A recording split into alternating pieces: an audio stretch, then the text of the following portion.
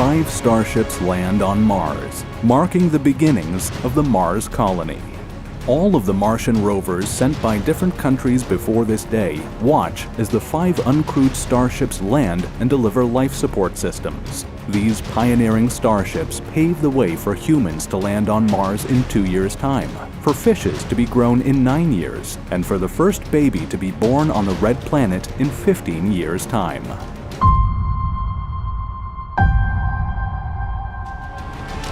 The 5 starships land at Erebus Montis. The cargo ships are delivering essential life support systems. These are made up of solar panels, backup fuel, oxygen, water, dried food, waste management systems, spacesuits, medical supplies, and the first habitation pods. There are also tools and equipment for experiments.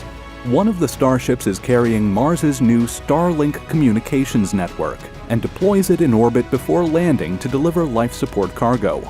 Only 4 satellites are needed to create the Martian Starlink, as the Mars base will be concentrated to one area.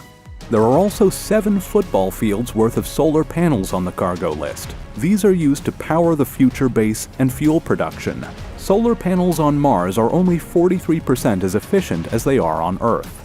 Rovers, as well as robotic dogs by Boston Dynamics, which SpaceX uses to inspect rockets on Earth, are deployed from the starships to the Martian surface.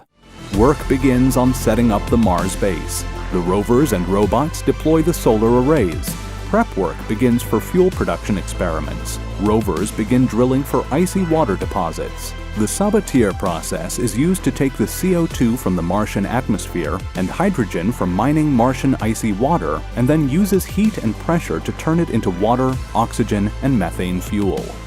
Multi-use rovers begin flattening and melting the Martian regolith, the loose soil, to prepare a large flat landing pad. It reduces the kick-up of dirt and rocks, increasing the safety for the next landings. The population on Mars is made up entirely of robots. 2 years and 2 months have passed since the first landings of the 5 cargo starships, and the new launch window opens as Earth and Mars are close together again.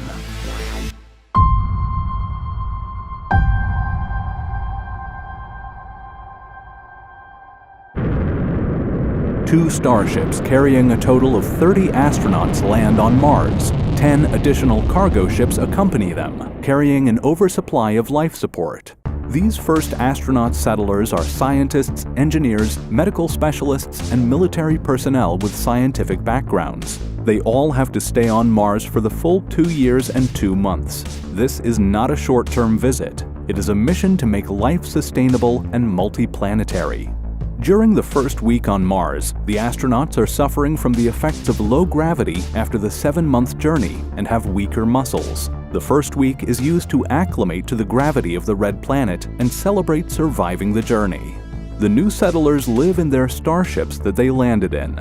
The crew begins to adapt to their new surroundings. Life on Mars is harsh. The average temperature outside is minus 63 degrees Celsius or minus 81 degrees Fahrenheit, with a maximum of 20 degrees Celsius, 68 degrees Fahrenheit in the summer at the equator. Windstorms are common on Mars. They lift rust-colored dust into the atmosphere that can cover the entire planet.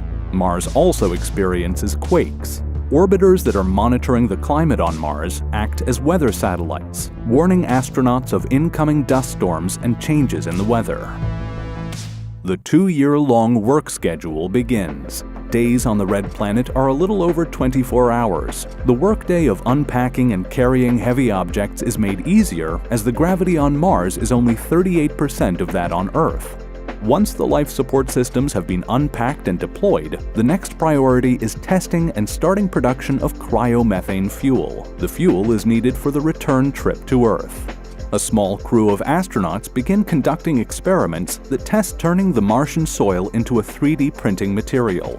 The Green Project also gets underway to start growing plants indoors. Settlers begin cultivating the Martian soil. NASA has packed designer plants that have been genetically engineered to grow on Mars, and testing begins on the cyanobacteria that was transported from Earth. This organism is used to produce ammonia fertilizer from the nitrogen in the Martian atmosphere. Crops such as rye, radishes, tomatoes, beans, carrots, and potatoes are grown, and the astronauts' waste is recycled as fertilizer for the plants. Soon, the Mars base will have a delivery of fishes. On Earth, SpaceX now has factories that are producing 2 Starships per week, each one costing $5 million to build. 104 Starships are built per year, and 216 Starships are ready for each launch window. Earth and Mars orbit around the Sun at different speeds, so there is only a launch window every 2 years and 2 months when Earth and Mars are at their closest. During each launch window year, there are only a few days, as low as 12, to launch. And for each day, the launch window ranges from only 30 minutes to 2 hours. So a combination of cargo and crewed starships are built, waiting ready to be launched when the window opens. Back on Mars, one Starship launches heading back to Earth, carrying on board the entire 30-person crew who have lived on the Red Planet for over 2 years.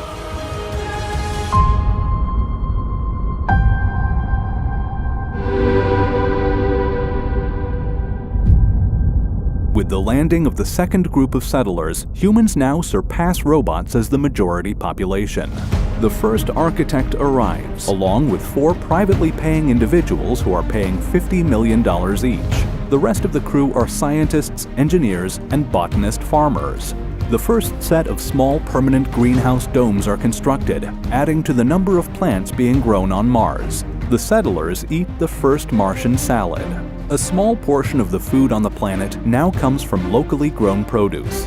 This slowly reduces the amount of food that needs to be transported from Earth on future missions. SpaceX begins construction of the Depot X, the first permanent dedicated fueling station on Mars. And work begins on the first 3D printed habitat. The AI Space Factory 3D printer uses a mixture of Martian soil and lab-grown plants which act as the glue, the polymer, that holds the material together. The 3D printed outer shell of the new habitat provides protection from radiation, while an inflatable inner shell is added for extra safety. Parts are deconstructed from one of the starships to create the communications and life support systems for the new 3D printed habitat.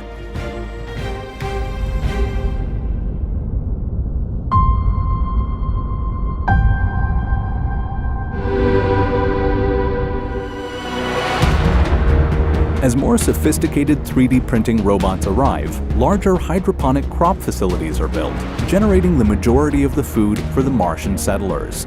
Kimball Musk even has a team working on Mars with their own vertical farm.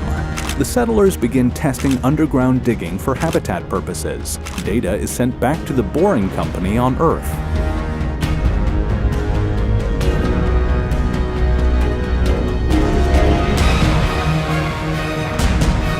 Space agencies from all around the world are now sending their own equipment and scientists to Mars Base Alpha. The domain name Amazon.Mars is registered by Jeff Bezos. Blue Origin plans to open for delivery to Mars for space agencies first and then later for private clients. The new Starship crew have transported fishes from Earth to create an aquaponic greenhouse, as there is now enough water being made on Mars. The first funeral is held, the settler is cremated and spread across the Martian landscape. Back at Earth, a fleet of starships full of fuel, cargo, and passengers is waiting in low Earth orbit. When the launch window opens, they fly as a fleet to Mars. The spacecrafts are able to support and dock with each other if needed during the 7-month journey.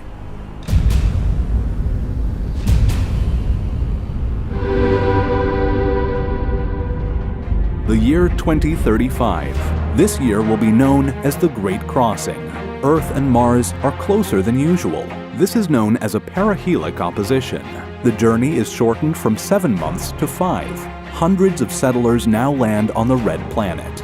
Autonomous industrial-scale 3D printers are now used to grow the base. The international habitat expands and becomes a town-sized settlement of interconnected domes. The construction of the first Martian hospital begins, and a growing number of people decide to remain on Mars as more facilities are built.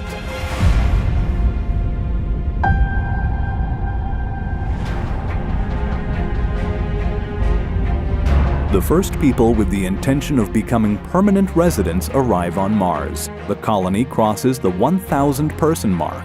There is even a small-scale TV show that is made on the Red Planet. The first Martian marriage is watched across Earth and Mars, while exploration missions discover cave systems suitable for the development of protected underground habitats.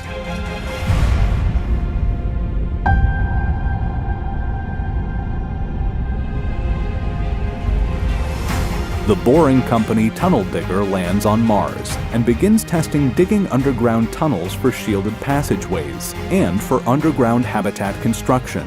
This marks the beginning of Elon Musk's Boring Mars company. Robotic bases are now present at different locations further away from the main base. They act as mining outposts. And nation-states begin constructing smaller habitats away from the base. They become embassies on Mars, and architectural design moves habitats from purely functional constructions to expressive symbols of national pride. The first person is born on Mars. Scientists study the health of the mother and baby closely.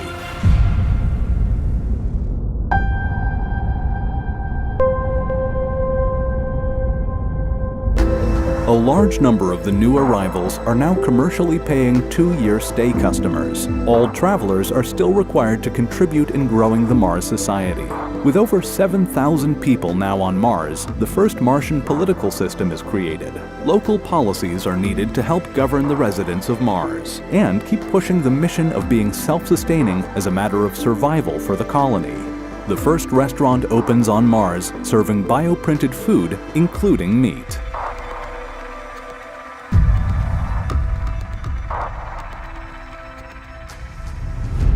The first bioprinter arrives. It is used at the hospital to test the printing of human parts. A dedicated maternity ward is opened at the hospital to deal with the increase of births from the Martian residents. The first parts of a nuclear fusion power plant begins construction, reducing the need for additional solar panels that are sent with each mission from Earth.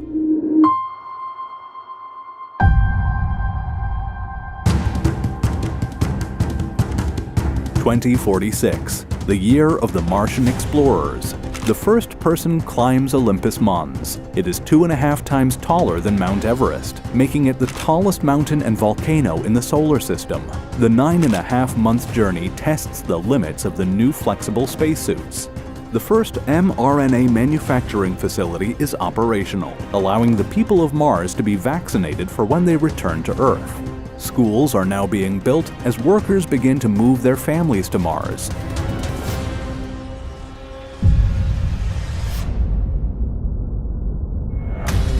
Blue Origin's first fully autonomous orbiting manufacturing station arrives in Mars's orbit.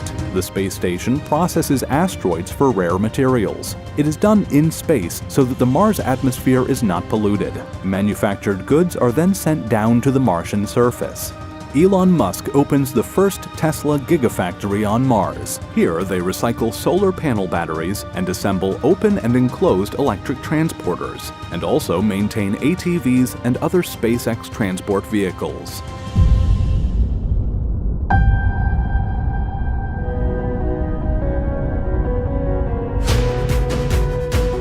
The year 2051 is known as the Second Great Crossing. The close orbits of Earth and Mars allows for another mass movement of people and equipment. Tens of thousands of people land on the Red Planet. Government officials from different Earth nations make the crossing. Mining companies send management teams and exploration geologists to the planet and establish small company habitats. AI robotics and a productive human workforce now makes Mars fully self-sufficient for all essential goods. The colony produces all of its own power, breathable air, water, food, and fuel. If resupply missions from Earth were to stop, the Mars colony would survive and grow, but in a primitive way, as there is still a need for advanced electronics from Earth to keep the colony developing as an advanced civilization.